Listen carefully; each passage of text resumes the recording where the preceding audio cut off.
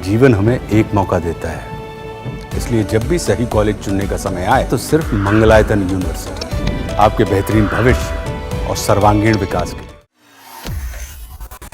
Israeli सेना ने गुरुवार 20 जून को दावा किया कि ईरान ने उसके नागरिकों पर ऐसी मिसाइल दागी है जिसमें क्लस्टर बम लगे थे। इजराइल ने यह भी आरोप लगाया कि ईरान ने ऐसा इसलिए किया क्योंकि वो ज्यादा संख्या में उसके नागरिकों को मारना चाहता था।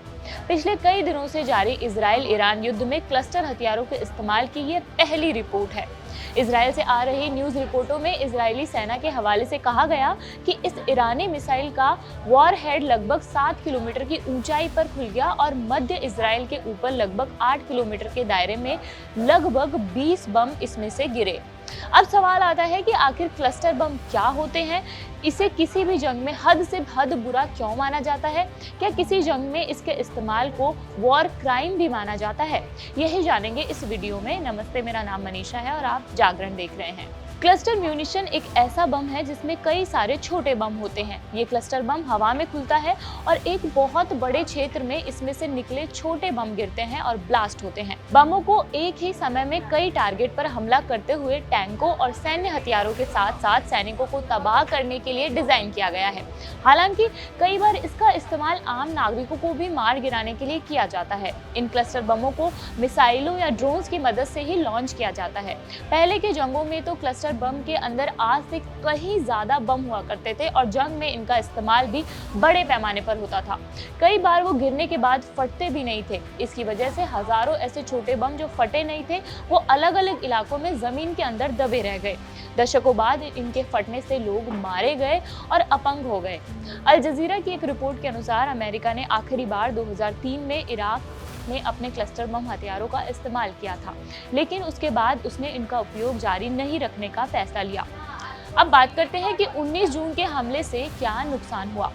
टाइम्स ऑफ इजराइल की रिपोर्ट के अनुसार ईरानी मिसाइल से निकले बमों में से एक ने सेंट्रल इजरायली शहर अजोर में एक घर पर हमला किया, जिससे मटेरियल डैमेज हुआ। किसी के हताहत होने की तत्काल तो कोई रिपोर्ट नहीं है। बाद में इजरायली होम फ्रंट कमांड ने एक्स के एक सार्वजनिक सुरक्षा सलाह जारी किया, जिसमें रेजिडेंट्स को उन्होंने सतर्क रहने की चेतावनी दी। इसमें कहा गया, आज सुबह हमने एक मिसाइल हमले का अनुभव किया है जो रिलेटिवली वाइड एरिया में छोटे हथियारों या म्यूनिशन को फैलाने में सक्षम था। ये संभव है कि कुछ हथियार जमीन पर रह जाएं और फटे नहीं। किसी भी गिरी हुई वस्तु या संदिग्ध वस्तु को न छुएं। तुरंत 100 नंबर पर कॉल करें। अब जानते हैं कि क्या क्लस्टर बम का प्रयोग वॉर क्राइम यानी कि युद्ध अपराध है। क्लस्टर बमों का उपयोग अपने आप में अंतर्राष्ट्रीय कानूनों का उल्लंघन नहीं करता है, लेकिन नागरिकों के खिलाफ उनका उपयोग करना इन कानूनों का उल्लंघन हो सकता है। किसी भी हमले की तरह वॉर क्राइम का निराधरण करने के लिए यह देखना आवश्यक है कि क्या उन बमों के लिए जो टारगेट बनाए गए थे वो वैध थे। क्या नागरिक को इसकी जद में आने से बचाने के लिए तमाम सावधानियां बरती गई थी या नहीं। एसोसिएटेड प्रेस की पुरानी एक रिपोर्ट के अनुसार ह्यूमन राइट्स वॉच के एसोसिएट आर्म डायरेक्टर मार्क हिजने ने बताया था कि अगर बम को नागरिकों को निशाना बनाकर किए जाने वाले अंधाधुंध हमले के लिए इस्तेमाल किया जाता है तो यह अंतर्राष्ट्रीय कानून का उल्लंघन होगा। तो यह आवश्यक रूप से हथियारों से संबंधित नहीं है, बल्कि हथियारों के इस्तेमाल के तरीके से संबंधित है। रॉयटर्स की एक रिपोर्ट के अनुसार ईरान और इजराइल दोनों ने क्लस्टर बमों को बनाने, उन्हें स्टोर करने, उनको एक जगह से दूसरे जगह ट्रांसफर करने और उनके उपयोग पर साल 2008 के अंतर्राष्ट्रीय प्रतिबंध में शामिल होने से इनकार कर दिया था। क्लस्टर बमों पर इस बैन पर 111 देशों और 12 अन्य संस्थाओं द्वारा हस्ताक्षर किए गए हैं।